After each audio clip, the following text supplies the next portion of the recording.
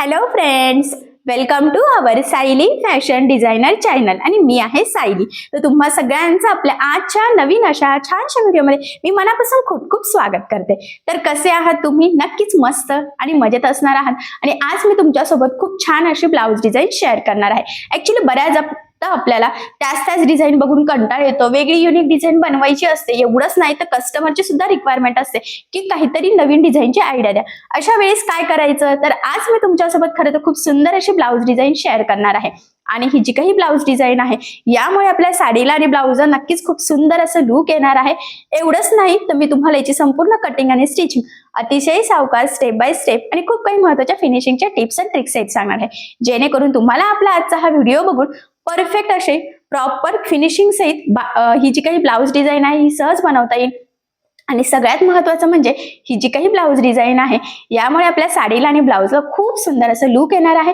अशी छानशी latest trending new look मधली ब्लाऊज डिझाईन तुम्ही नक्की ट्राय करून बघा. ठीक आहे. सो चला मग वेळ न घालवता आपण आपल्या आजच्या छानशी व्हिडिओला सुरुवात करूयात. आणि हा व्हिडिओ तुम्ही स्किप न करता पूर्ण नक्की बघा, जेणेकरून तुम्हाला आपला आजचा हा व्हिडिओ बघून परफेक्ट अशी प्रॉपर फिनिशिंग सहित ही ब्लाऊज डिझाईन सहजच बनवता येईल. ठीक आहे. सो चला मग आता आपण स्टार्ट करूयात. तर हे बघा, इथे तुम्ही बघू शकतात की हा आहे ब्लाऊज पीस. छान असा मोराच्या पैठणीवरचा हा बॅकनेक ऑलरेडी आपण कटिंग करून घेतलेला आहे. आणि याचा जो काही काठ आहे तर तो सुद्धा कटिंग करून सेपरेट केलेला आहे आपण डिझाईन बनवण्यासाठी. खरं तर ना आता याचा एवढाच काठ उरलेला आहे, कारण एकाच साईडने काठ होता आणि तो काठ आपण बाहीला घेतल्यावर बॅकनेक डिझाईनसाठी खूप कमी काठ उरला आणि अशा वेळेस डिझाईन कशी बनवावी हे सुचत नाही. तर आजची डिझाईन नक्कीच तुम्हाला हेल्पफुल राहील. सो बघा, मग इथे तुम्ही बघू शकतात की अस्तर आणि मेन फॅब्रिक असं दोन्हींचा बॅक पार्ट आपण इथे ऑलरेडी कटिंग करून घेतलेला आहे.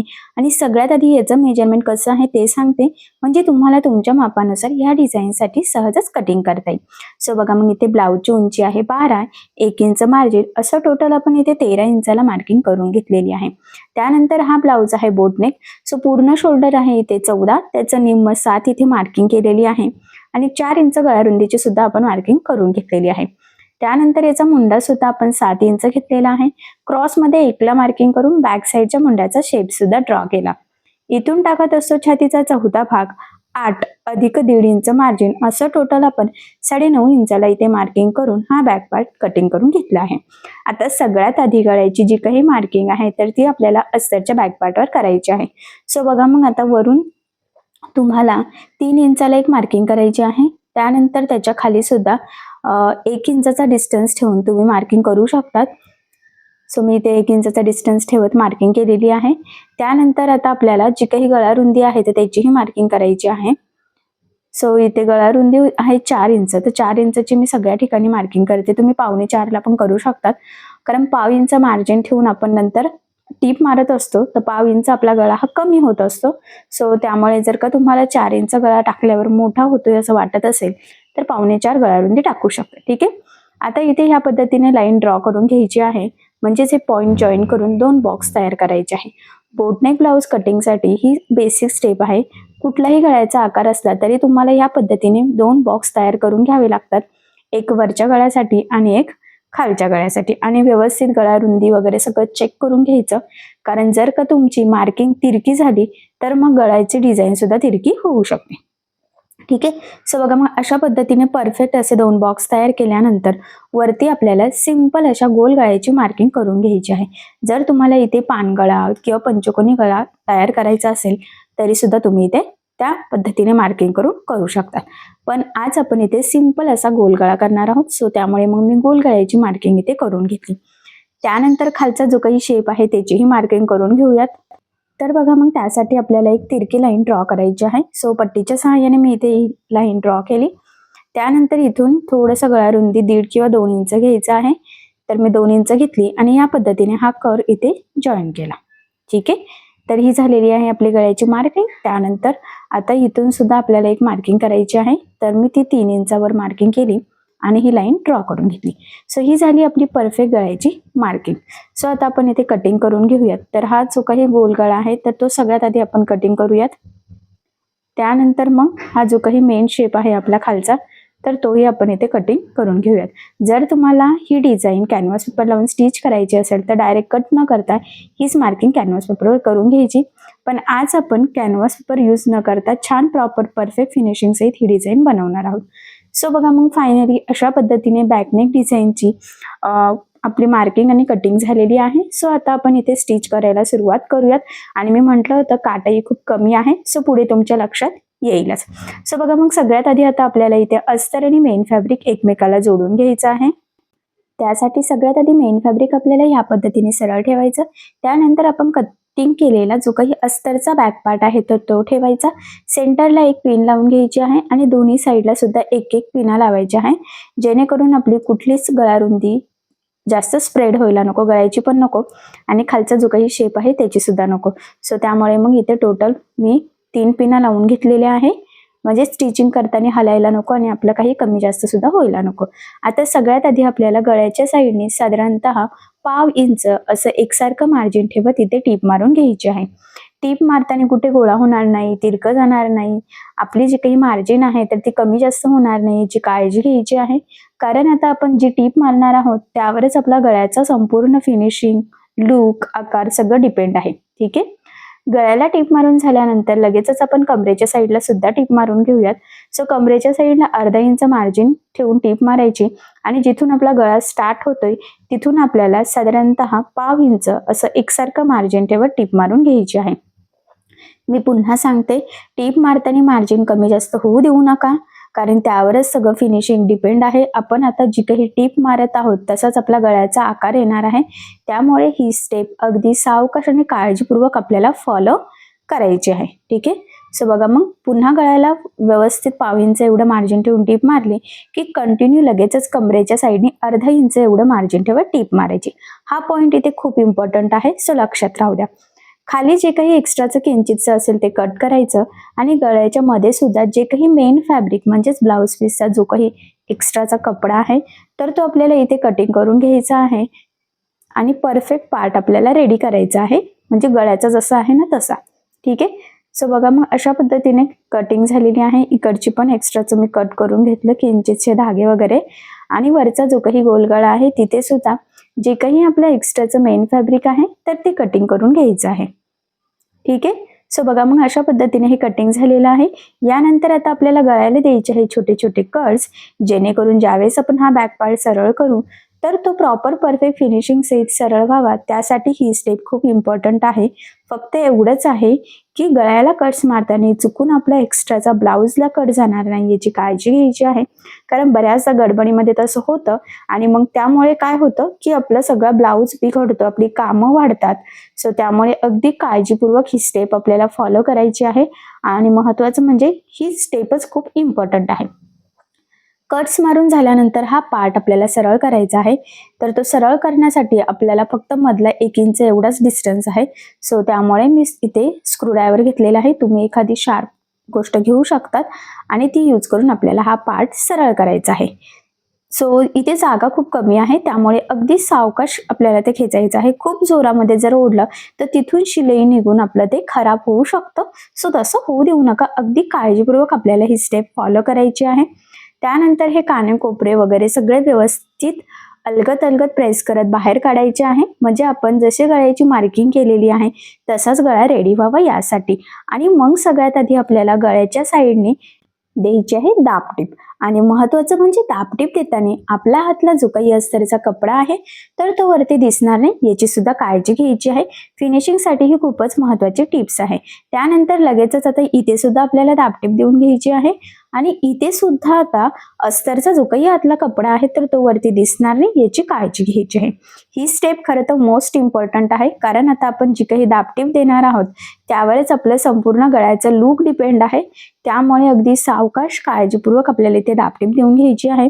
एवढंच नाही, ते इथे अजून एक महत्त्वाचा पॉईंट आहे, तो म्हणजे इथे तुमच्या लक्षात येईल की वरचा गळा किंवा कमरेच्या पार्टला कुठेही आपल्याला इथे कमरपट्टी किंवा गळापट्टी लावण्याची गरज पडत नाहीये. सो ही बोटनेक ब्लाउज डिझाईन शिवण्याची सगळ्यात सोपी पद्धत आहे. या पद्धतीने जर का तुम्ही डिझाईन स्टिच केली तर फिनिशिंग तर छान येतेच, पण खूप कमीत कमी टाइममध्ये परफेक्ट प्रॉपर अशी डिझाईन सुद्धा तयार होते. सो बघा मग फायनली इथे मस्त परफेक्ट अशी दाबटीप देऊन घेतली. शेपही प्रॉपर आलेला आहे. आता यानंतर ह्या पद्धतीने अस्तर आणि मेन फॅब्रिक आपल्याला कडेकडेने जोडून घ्यायचं. आता हे जोडताना जेवढं शक्य आहे तेवढं कमीत कमी मार्जिन आपल्याला पकडायचं आहे, कारण हे मार्जिन आपण कुठेही कॅल्क्युलेट केलेलं नसतं. त्याचबरोबर इथे टीप मारताना कुठे गोळा होणार नाही, तिरकं जाणार नाही, कुठे फुगा येणार नाही, तर या छोट्या मोठ्या गोष्टींची सुद्धा काळजी घ्यायची आहे. आणि टीप मारून झाल्यानंतर जे काही एक्स्ट्राचं मेन फॅब्रिक आहे म्हणजेच ब्लाऊज पीसचा एक्स्ट्राचा कपडा, तर तो इथे आपल्याला कटिंग करून परफेक्ट असा बॅक पार्ट रेडी करून घ्यायचा आहे. कारण तुम्हाला सगळ्यांनाच माहीत आहे अस्तरवर आपण परफेक्ट कटिंग करत असतो, पण ब्लाऊज पीसचा कपडा आपण थोडंसं एक्स्ट्राचं मार्जिन ठेवून कटिंग करतो, जेणेकरून स्टिचिंग करणं इझी जावं. म्हणूनच पुढची डिझाईन बनवण्याच्या आधी आपण अस्तर मेन फॅब्रिक जोडून एक्स्ट्राचं कट करत असतो आणि परफेक्ट असा पार्ट रेडी करतो आणि फायनली हा पार्ट सुद्धा आपला परफेक्ट रेडी झालेला आहे. ठीक आहे, आय होप सो इथपर्यंत तुमच्या लक्षात आलेलं असेल. यानंतर आता आपण जो काही आपला मधला पॅच आहे काठाचा, तर तो तयार करून घेऊयात. सो बघा, त्यासाठी तुम्ही कॅनव्हास पेपर यूज करू शकतात आणि नाही केलं तरी सुद्धा चालणार आहे. ठीक आहे, पण प्रॉपर परफेक्ट फिनिशिंग सहित कॅनव्हास पेपर यूज करणं खूप गरजेचं आहे. त्यामुळे मी इथे पेपर कॅनव्हास घेतला, तो या पद्धतीने डबल फोल्ड करायचा आहे आणि त्यानंतर तो बरोबर असा ठेवायचा आहे आणि जी काही मार्किंग आहे ना ती करून घ्यायची आहे, एकदम कट टू कट. ठीक आहे, त्यानंतर हीच मार्किंग आता दुसऱ्या साईडने सुद्धा आपल्याला फेन दिसते, तर ती सुद्धा मार्क करायची आहे.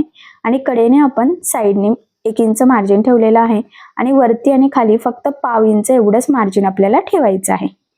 सो अशा पद्धतीने आता इथे कॅनव्हास पेपर कट केला. यासाठी आपल्याला लागणार आहे अस्तर.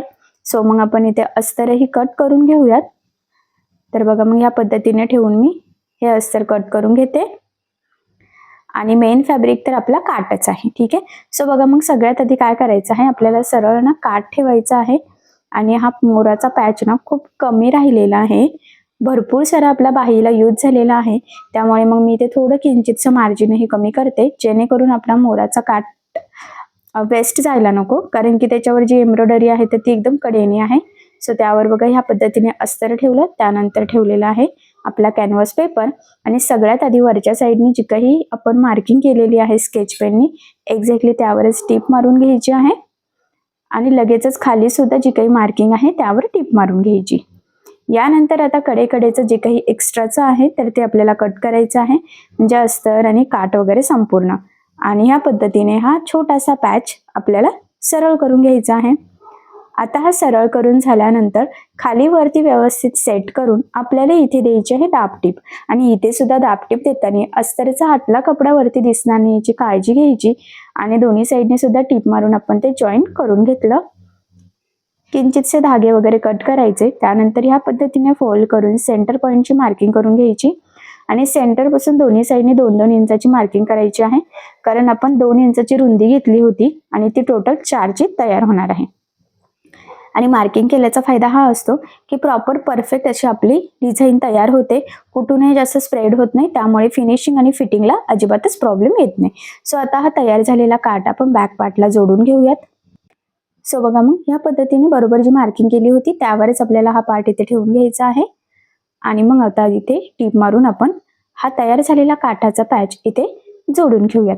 सो बघा, खरं तर या ब्लाऊजची उंची ही कमी होती, उंची जर अजून जास्त असती तर मग हा जो काही गळा आहे हा अजून छान दिसला असता, बट कस्टमरला ब्लाऊजची उंची कमी हवी होती, सो त्यामुळे मग आपण कमी घेतलेली आहे.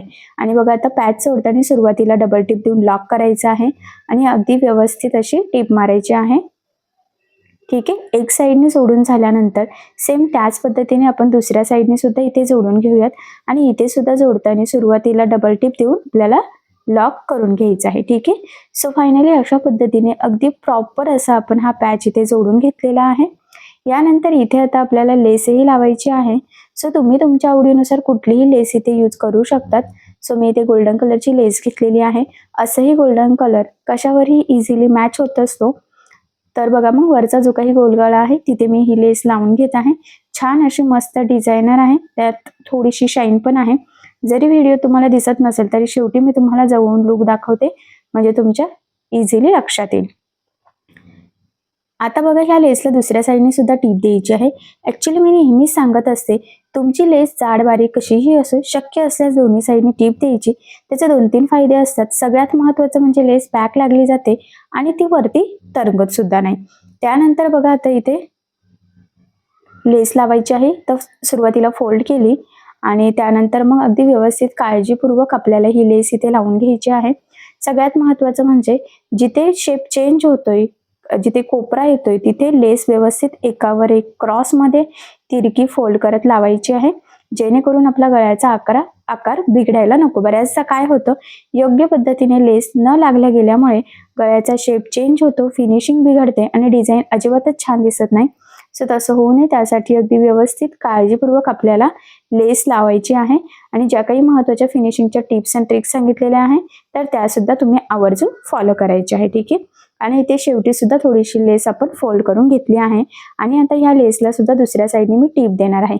मी आताच म्हटलं की दोन्ही साईडने टीप देणं खूप महत्त्वाचं आहे, तर त्याचे 2-3 फायदे आहे. महत्त्वाचं म्हणजे लेस पॅक लागली जाते, ती वरती तरंगत सुद्धा नाही आणि मोस्ट इम्पॉर्टंट म्हणजे फिनिशिंग खूप सुंदर येते. सो बघा मग किती छान प्रॉपर फिनिशिंग सहित गळ्याला आपण इथे ही लेस लावून घेतलेली आहे. खरं तर इथे तुम्ही तुमच्या आवडीनुसार कुठलीही लेस यूज करू शकतात. आता बघा यानंतर आपल्याला बॅक साईडला टक्स टाकायचे आहे. सो मग सेंटर पासून आता इथे मी 4.5 अर्धा इंच साईडला आणि उभा 4 इंचच्या टक्स पॉईंटची मार्किंग करून घेतली. सेम त्याच पद्धतीने दुसऱ्या साईडने सुद्धा आपण इथे मार्किंग करून घेऊयात आणि जी मार्किंग केली त्यावर एक्झॅक्टली या पद्धतीने फोल्ड करत तिरका टक्स आपल्याला टाकायचा आहे. टक्सला नेहमी डबल टिप द्यायची, सुरुवातीला सुद्धा लॉक करायचं, जेणेकरून तिथून शिलाई निघणार नाही. आणि एक साईडचा टक्स टाकून झाला की सेम त्याच पद्धतीने दुसऱ्या साईडचा टक्स सुद्धा टाकून घेऊयात. खरं तर परफेक्ट प्रॉपर टक्स टाकणं खूप गरजेचं आहे फिटिंग आणि फिनिशिंगसाठी. योग्य पद्धतीने जर टक्स टाकले नाही तर मग काय होतं की गळावरती तरंगतो, फिटिंगला अजिबात व्यवस्थित बसत नाही. सो तसं होऊ नये त्यासाठी मी ज्या पद्धतीने टक्स टाकलेले आहेत सेम त्याच पद्धतीने तुम्ही सुद्धा टाकायचं आहे. ठीक आहे. सो बघा मग फायनली आपला हा बॅक पार्ट इथे रेडी झालेला आहे.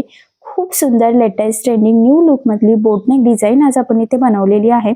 सगळ्यात महत्त्वाचं म्हणजे काठ खूप कमी होता आणि कमी काठापासून जर तुम्हाला बोटनेकमध्ये कोणती डिझाईन बनवावी सुचत नसेल तर ही डिझाईन तुम्ही नक्की ट्राय करून बघू शकतात. नक्कीच या छानशा डिझाईनमुळे तुमच्या साडीला आणि ब्लाऊजला खूप सुंदर असं लुक येईल. सगळ्यात महत्त्वाचं म्हणजे याचं कलर कॉम्बिनेशन सुद्धा खूपच छान आहे आणि मी तुम्हाला याची संपूर्ण कटिंग स्टिचिंग अगदी सावकाश स्टेप बाय स्टेप आणि खूप काही महत्त्वाच्या फिनिशिंगच्या टिप्स अँड ट्रिक्स सहित सांगितलेली आहे. सो या पद्धतीने तुम्ही स्टिच करून बघा. प्रॉपर परफेक्ट फिनिशिंग सहित ही डिझाईन तुम्हाला नक्कीच जमेल. जर तुम्हाला इथे एखादा छोटासा पॅच बटन लावायचा असेल तर तुम्ही लावू शकतात, त्यामुळे आपली डिझाईन अजूनच उठून दिसेल. सो अशी लेटेस्ट ट्रेंडिंग न्यू लुकमधली बोटनेक ब्लाऊज डिझाईन तुम्ही नक्की ट्राय करून बघा आणि ह्या छानशा डिझाईनची आयडिया तुम्ही तुमच्या कस्टमरला सुद्धा नक्कीच देऊ शकतात. आणि ह्या डिझाईनमुळे खरं तर ब्लाऊज आणि साडी खूप छान दिसणार आहे. सो ही डिझाईन नक्की ट्राय करा. आय होप सो तुम्हाला आणि तुमच्या कस्टमरला आपली आजची ही डिझाईन नक्कीच आवडली असेल. ठीक आहे. सो मग नक्की शिवून बघा आणि जर काही प्रॉब्लेम येत असेल तर मला कमेंट करून नक्कीच कळवा. मी तुमच्या प्रश्नाची उत्तर देण्याचा नक्कीच प्रयत्न करेल. ठीक आहे. सो बघा मग किती सुंदर प्रॉपर परफेक्ट फिनिशिंग सहित आपली डिझाईन तयार झालेली आहे. बघितल्यावरच लक्षात येत आहे की फिनिशिंग किती मस्त आलेली आहे आणि ह्या डिझाईनमुळे आपल्या साडीला आणि ब्लाऊजला देखील खूप सुंदर असं लुक आलेला आहे. त्याचबरोबर सगळ्यात इम्पॉर्टंट म्हणजे ही जी काही डिझाईन आहे त्याची संपूर्ण कटिंग आणि स्टिचिंग मी तुम्हाला अतिशय सावकाश स्टेप बाय स्टेप आणि खूप काही महत्त्वाच्या फिनिशिंगच्या टिप्स अँड ट्रिक्स सहित सांगण्याचा प्रयत्न केलेला आहे. या टिप्स अँड ट्रिक्स फॉलो करून तुम्ही सुद्धा ही डिझाईन बनवून बघा.